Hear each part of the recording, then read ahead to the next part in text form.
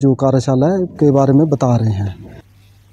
आगे बढ़ेंगे। जम्मू कश्मीर से इस वक्त की बड़ी खबर। उधमपुर में एक सड़क हादसा पेश आया है। सीआरपीएफ वाहन की ट्रक से टक्कर हो गई है। सीआरपीएफ का एक जवान जख्मी हुआ है। पुलिस ने मामला दर्ज कर लिया है। उधमपुर से इस वक्त की अहम खबर आपको दे रहे हैं जम्मू कश्मीर से, जहां एक सड़क हादसा हुआ है। उधमपुर में सीआरपीएफ वाहन की ट्रक से टक्कर हुई है। 4 सीआरपीएफ के जवान इसमें जख्मी हैं। पुलिस ने मामला दर्ज कर लिया है। जम्मू कश्मीर के उधमपुर से इस वक्त की बड़ी खबर। सीआरपीएफ के ट्रक की टक्कर हुई है और 4 सीआरपीएफ जवान इसमें जख्मी हैं।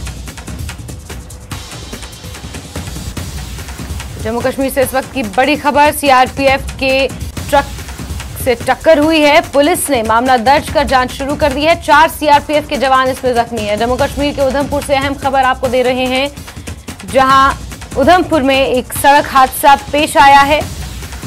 सीआरपीएफ वाहन की एक ट्रक से टक्कर हुई है और इस टक्कर में 4 सीआरपीएफ के जवान जख्मी हो गए हैं। इलाज के लिए उन्हें अस्पताल रेफर किया गया है।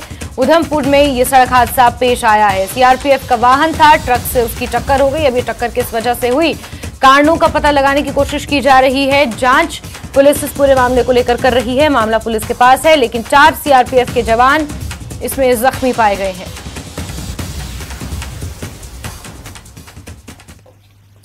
कुल्लू में मुख्यालय नवचेतना स्पेशल स्कूल सरवरी में आयुष विभाग की ओर से स्वास्थ्य शिविर का आयोजन किया गया। इस मौके पर आयुष विभाग के डॉक्टरों ने 36 दिव्यांग बच्चों और अभिभावकों के स्वास्थ्य की जांच की।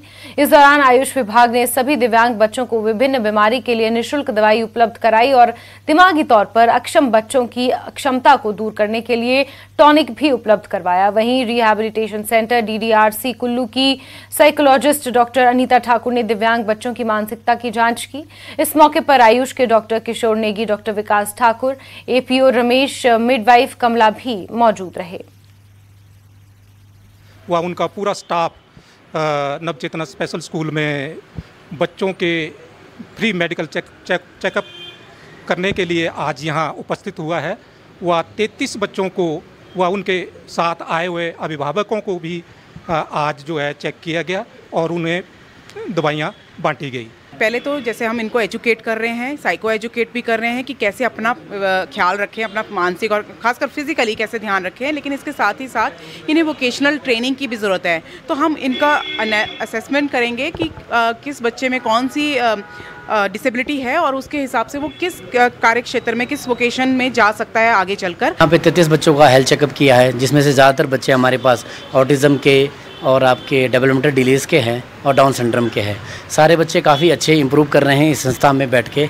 हमीरपुर में सिद्धपीठ बाबा बालकनाथ मंदिर में चैत्र मास मेले का विधिवत पूजा अर्चना के साथ आगाज हुआ। चैत्र मास मेले का शुभारंभ मंदिर उपायुक्त हमीरपुर देवश्वेता बनिक की ओर से झंडा रस्म अदा करके किया गया। आपको बता दें कि चैत्र मास मेला 14 मार्च से शुरू होकर 13 अप्रैल तक चलेगा। इस मेले में पंजाब, हरियाणा, दिल्ली, हिमाचल प्रदेश के अलावा विदेशों से भी श्रद्धालु बाबा जी के मंदिर में नतमस्तक होने के लिए लाखों की संख्या में पहुंचते हैं।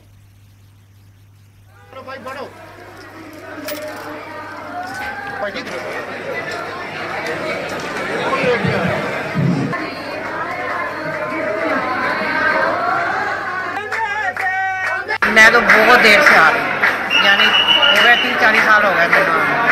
बहुत अच्छा लग रहा है, बहुत बढ़िया लग रहा है। मेले का देख के बहुत संगत आ रखी है, बहुत अच्छी बाबी की जय जयकार हो रही है। बस जिदा इन्होंने दसिया ही सिस्टर ने, हाँ जी 48 साल हो गए साढ़े चल लगे आते ताया जी इतने, हम वो पूरे हो गए। हम उन्होंने अगों बेटा आता है कनेडा तो। आज हमारे चैत्र मास मेले का विधिवत शुभारंभ झंडा रस्म और हवन से पूर्ण किया गया और इसमें हम लोग आशा करेंगे कि सभी श्रद्धालु जो हैं बढ़ चढ़ के अपने परिवारों के साथ दर्शन करने आए और साथ में ये मेला और ये सभी के लिए बहुत मंगलमय हो। बाबा